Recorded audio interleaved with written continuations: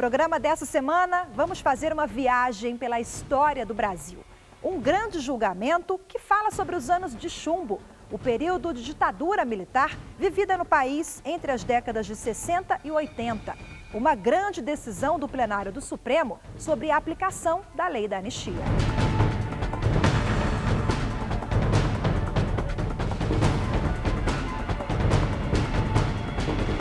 Por maioria, o plenário do Supremo foi favorável à manutenção da lei e votou pela improcedência da ação apresentada pela Ordem dos Advogados do Brasil.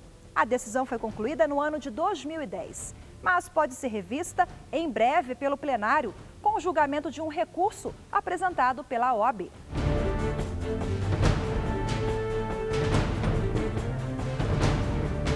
A Lei da Anistia é o nome popular da Lei número 6.683, que foi promulgada pelo presidente João Batista Figueiredo no dia 28 de agosto de 1979, ainda durante a ditadura militar.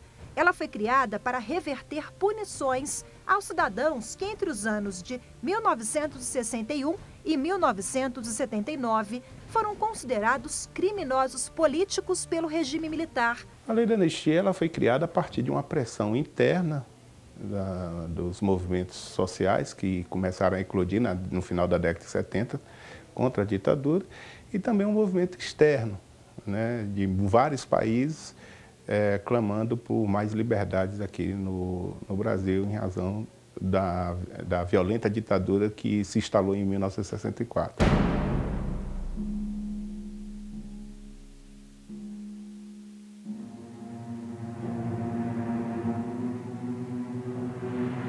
A lei garantia, entre outros direitos, o retorno dos exilados ao país, o restabelecimento dos direitos políticos e a volta ao serviço de militares e funcionários da administração pública excluídos de suas funções durante a ditadura. Mas um dos pontos mais polêmicos da lei está no seu artigo 1º, que favorecia militares e os responsáveis pelas práticas de tortura. Na época, a lei foi editada sob um acordo do Congresso Nacional. Quer dizer, o Congresso Nacional, o Legislativo, ele teve uma participação fundamental acordando essa lei. O processo contra a lei da anistia começou a ser julgado pelo plenário do Supremo em agosto de 2010. Na ADPF, a arguição de descumprimento de preceito fundamental número 153, a OAB pedia à Corte uma interpretação mais clara do artigo 1º da lei. A ADPF é a modificação exatamente dos artigos 1º e do artigo 2º dessa lei, no sentido de que não fosse considerado correlatos crimes comuns aos crimes políticos. Quais os crimes políticos? O crime de palavra, o crime de opinião não pode ser comparado com o crime com o homicídio, com o crime de tortura. Para a Ordem dos Advogados do Brasil, ao contrário do que está previsto no artigo 1º, a anistia não deveria alcançar os autores de crimes comuns praticados por agentes públicos, acusados de homicídio, abuso de autoridade, lesões corporais, desaparecimento forçado, estupro e atentado violento ao pudor contra opositores ao regime político da época. Trata-se complementarmente de recuperar a honorabilidade das nossas Forças Armadas, fundamente maculada pela sucessão de atos arbitrários e de delitos durante o chamado regime militar. Pergunta-se, antes de mais nada, é lícito e honesto que governantes e seus subordinados que tenham mandado e executado durante anos a fio crimes de incomum violência possam, ao deixar o poder, garantir a sua impunidade mediante uma lei votada por um parlamento submisso e que configura a autoanistia? Várias associações e entidades de classe se inscreveram para participar do julgamento como amicus curiae, que são chamados amigos da corte. Partes que têm interesse direto na causa e que, por isso, querem colocar as suas posições aqui na tribuna do Supremo. entre elas entidades contra e a favor à manutenção da lei da anistia. O objetivo da Associação de Juízes para a Democracia, ao ingressar nesse feito, não é a vingança, não é a revanche. O objetivo é que essa Corte reconheça que a sociedade brasileira não perdoou os crimes praticados contra os opositores do regime, como já o fez a Argentina, como já o fez o Chile, como já o fez a Corte Interamericana de Direitos Humanos. A Associação Democrática e Nacionalista de Militares, que ingressa nessa DPF como amicus curiae, é uma associação que visa promover a defesa dos militares punidos com fundamento nos atos institucionais e complementares ou outros diplomas legais emitidos durante o período 1964-1985. Os militares protagonizaram o golpe de Estado não só como agentes públicos que cometeram atos atentatórios aos direitos humanos, mas também como sujeitos que a eles resistiram e sofreram suas consequências. O advogado-geral da União, em seguida, defendeu a lei da anistia, argumentando que é necessário considerar o contexto histórico em que ela foi aprovada. Luiz Inácio Adams ressaltou que a norma surgiu de uma negociação entre o Congresso Nacional, a sociedade civil e o regime vigente à época, o militarismo, para viabilizar a transição para o regime democrático atual. O legislador, ao qualificar como os crimes conexos os crimes de qualquer natureza relacionados com crimes políticos ou praticados por motivação política, evidentemente não tensionava criar uma norma penal, tampouco estabelecer regra de competência. Pretendia apenas explicitar a abrangência da regra anistiadora. Acrescento, senhores ministros, que o Estado brasileiro não está inerte na busca da verdade e na promoção de medidas compensatórias para os familiares das vítimas dos crimes ocorridos no período do regime ditatorial. Trago como prova dessa assertiva as ações empreendidas no que diz respeito às vítimas desaparecidas nas operações empreendidas em 72 e 1975, com o objetivo de erradicar a guerrilha araguaia no contexto da ditadura do Brasil. Por maior que seja a repulsa que é de todos nós, há acontecimentos degradantes de violência física e moral que marcaram aquele período de nossa história, não é possível sucumbir às próprias pré-compreensões de modo a encobrir o sentido jurídico, político e simbólico da anistia como verificada. Reconhecer a legitimidade da lei da anistia não significa apagar o passado. Foram 2 dias de julgamento. Depois de muitos debates sobre o tema, por 7 votos a 2, o plenário do Supremo Tribunal Federal votou pela improcedência da ação apresentada pela OAB contra a lei da anistia. Daqui a pouco você acompanha os votos de todos os ministros que participaram desse julgamento.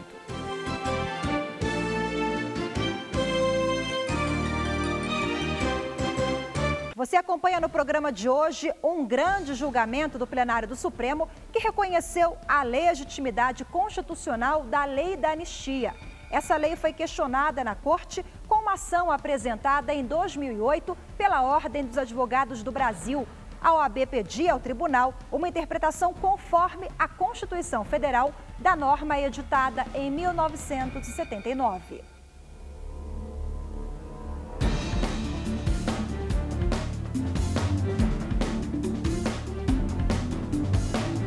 A Ordem dos Advogados do Brasil pretendia que o STF anulasse o perdão dado com a edição da Lei 6.683 aos representantes do Estado, policiais e militares, acusados de praticar atos de tortura durante o regime militar. O caso foi julgado improcedente por 7 votos a 2. Depois da conclusão desse julgamento, em 2010, a Ordem entrou com recurso no Supremo, apontando omissões e contradições que, na visão do órgão de classe, precisam ser esclarecidas. O mérito da DPF número 153 começou a ser julgado pela Suprema Corte no ano de 2010. Na época, o relator do processo era o ministro atualmente aposentado Eros Grau. O voto dele foi o voto vencedor do julgamento. O relator fez uma minuciosa reconstituição histórica e política das circunstâncias que levaram à edição da Lei da Anistia. Ele ressaltou que não cabe ao Poder Judiciário rever o acordo político que, na transição do regime militar para a democracia, resultou na anistia de todos aqueles que cometeram crimes políticos e conexos a eles no Brasil entre 2 de setembro de 1961 e 15 de agosto de 1979. Ora, como a anistia foi concedida a todos que cometeram determinados crimes no período compreendido entre 2 de setembro de 61 e 15 de agosto de 79, não alcançou crimes praticados após 15 de agosto, quer dizer, praticados entre essa data e 85. De modo que o pedido resulta parcialmente impossível. Essa Corte não teria como declarar por ele não alcançado período de tempo ao qual o artigo 1º da lei não refere. Não vejo, de outra parte, como se possa afirmar que a Lei 6683 impede o acesso a informações atinentes à atuação dos agentes da repressão no período que se considera. Com a precisão habitual, o ministro Sepúlveda Pertence, em entrevista, afirmou que viabilizar a reconstituição histórica daqueles tempos é o imperativo da dignidade nacional. Para propiciá-la às gerações de hoje e de amanhã, é necessário descobrir e escancarar os arquivos onde estejam onde estiverem, seja quem for que os detenha. A leitura do voto do relator do processo durou pouco mais de 2 horas. No fim do voto, ele fez questão de ressaltar que, apesar de se manifestar pela improcedência da ação apresentada pela OAB, repudia qualquer ato de tortura cometido durante o regime militar. Se esse Supremo Tribunal Federal reconhecer a legitimidade da lei de anistia e, no mesmo compasso, afirmar a possibilidade de acesso aos documentos históricos como forma de exercício do direito fundamental à verdade, o Brasil certamente estará em condições de, atento às lições do passado, prosseguir na construção madura do futuro democrático. É necessário dizer, por fim, vigorosa e reiteradamente, que a decisão pela improcedência da presente ação não exclui o repúdio a todas as modalidades de tortura de ontem e de hoje, civis e militares, policiais ou delinquentes. E depois da leitura do voto do relator do processo, o ministro atualmente aposentado Eros Grau, o julgamento foi interrompido e retomado no dia seguinte com os votos dos demais ministros da Suprema Corte. Ainda em relação à alegação igualmente formulada ontem na tribuna, no sentido de que a Lei 6683 deveria ser imediatamente desfeita sob a alegação de ser ilegítima, bastando para tanto, aspas, enfatizar ter sido ela produzida por um Congresso ilegítimo, composto inclusive por senadores não eleitos, observa a impertinência total de tal assertiva para o deslinde da questão aqui posta. É de se realçar o que foi amplamente narrado no voto do relator sobre o quadro fático histórico no qual se inclui a formulação do que veio a ser a Lei 6683. Esta é uma lei fruto de um acordo. O sinal determinante que se pode anotar na Lei 6683 de 79 é exatamente o de ser o primeiro passo formal deflagrador do processo de participação da sociedade civil, num período em que ela se mantinha ausente, não poucas vezes clandestina em seus quereres e em seus fazeres políticos, por absoluta falta de espaço e possibilidades que lhes eram negados quando não amordaçados. Os ministros Ricardo Lewandowski e Carlos Aires Brito votaram pela revisão da lei da anistia. Para eles, a anistia não teve caráter amplo, geral e restrito. Os dois também consideraram que determinados crimes, pela sua natureza, são absolutamente incompatíveis com a criminalidade política pura ou por conexão.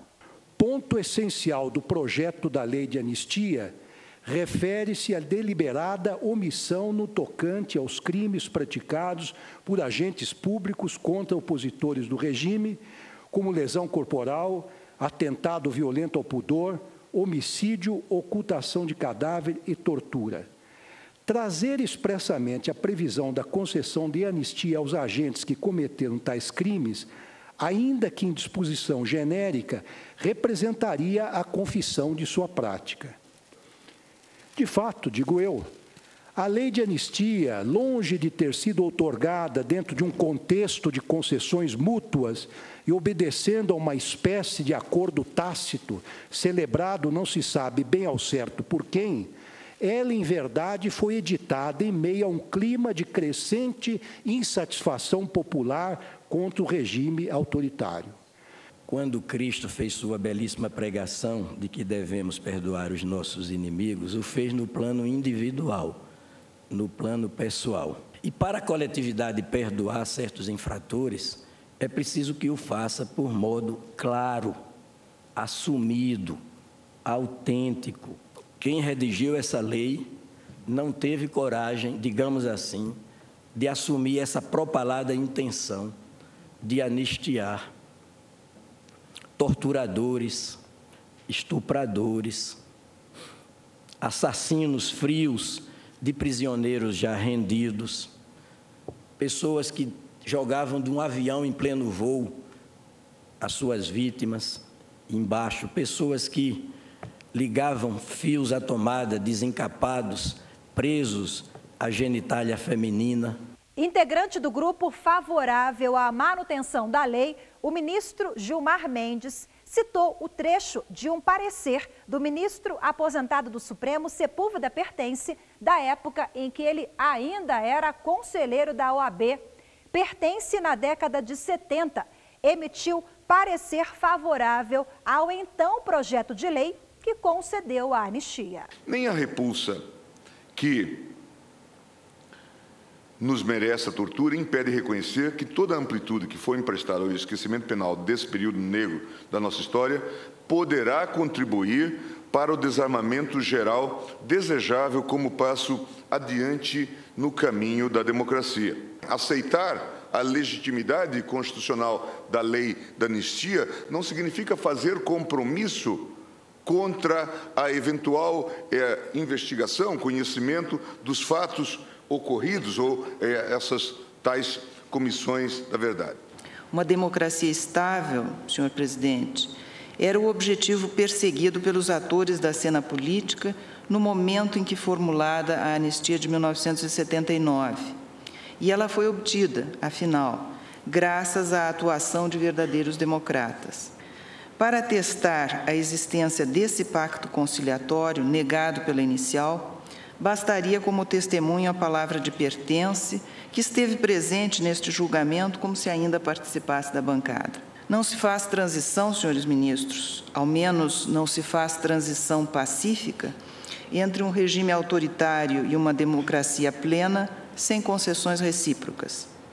Por incômodo que seja reconhecê-lo hoje, quando vivemos outro e mais virtuoso momento histórico, a anistia, inclusive daqueles que cometeram crimes nos porões da ditadura, foi o preço que a sociedade brasileira pagou para acelerar o processo pacífico de redemocratização, com eleições livres e a retomada do poder pelos representantes da sociedade civil. Indaga-se os desvios de conduta cometidos, condenáveis, é certo, o foram a partir de atos de força, o foram a partir do regime de exceção que graçava à época, relacionados com crimes políticos ou praticados por motivação política, a pretexto de se combater aqueles que se insurgiam. Nesse contexto, não tenho como assentar, a não ser que me substitua ao Congresso Nacional de então, não tenho como assentar que esta lei se mostrou discrepante da ordem constitucional em vigor. O decano do tribunal, ministro Celso de Mello, mais antigo da corte, antes de se posicionar a favor da manutenção da lei da anistia, condenou práticas de tortura como instrumento de repressão política. A tortura, além de expor-se a um intenso juízo de reprovabilidade ético-social, revela no gesto primário, no gesto irracional de quem a pratica, uma intolerável afronta aos direitos da pessoa humana e um assintoso desprezo pela ordem jurídica. Trata-se de conduta cuja gravidade objetiva torna-se ainda mais intensa na medida em que a transgressão criminosa do ordenamento positivo decorre do abusivo exercício de função estatal. Já o presidente do tribunal, na época do julgamento, o ministro atualmente aposentado, César Peluso, também acompanhou o relator e se manifestou a favor da lei da anistia. Eu acho que seria absolutamente desnecessário, escusado, dizer que nenhum ministro desta corte tem nenhuma dúvida a respeito de uma profunda aversão por todos os crimes que foram praticados, desde homicídios, sequestros, tortura e outros abusos, a cujo respeito estamos todos de acordo sobre a reprovabilidade ética destas práticas. Porque só uma sociedade que, por ter grandeza, é maior do que os seus inimigos, é capaz de sobreviver. Uma sociedade que queira lutar contra os seus inimigos com as mesmas armas, os mesmos instrumentos e com os mesmos sentimentos, está condenada a um fracasso histórico. Por 7-2, o caso foi julgado procedente pela Suprema Corte. Basicamente, o que se discutiu foi a posição do STF no sentido de separar, que a ideia da DPF, né, a essência da DPF é separar o crime político do crime comum. O STF entendeu que não há que se falar em separação. Então, todos os crimes, no entendimento do STF, eram crimes políticos. E depois da decisão favorável do Supremo à lei da anistia, no mesmo ano do julgamento, em 2010, a Ordem dos Advogados do Brasil entrou com embargos de declaração na Corte na tentativa de obter mais esclarecimentos sobre essa decisão do tribunal. Você acompanha os detalhes sobre esse recurso daqui a pouco, no próximo bloco.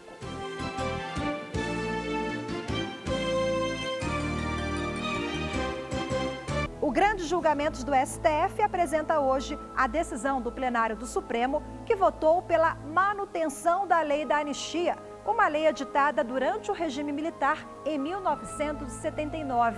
Logo depois do julgamento concluído em 2010, a Ordem dos Advogados do Brasil, autora da ação, entrou com um recurso na Corte.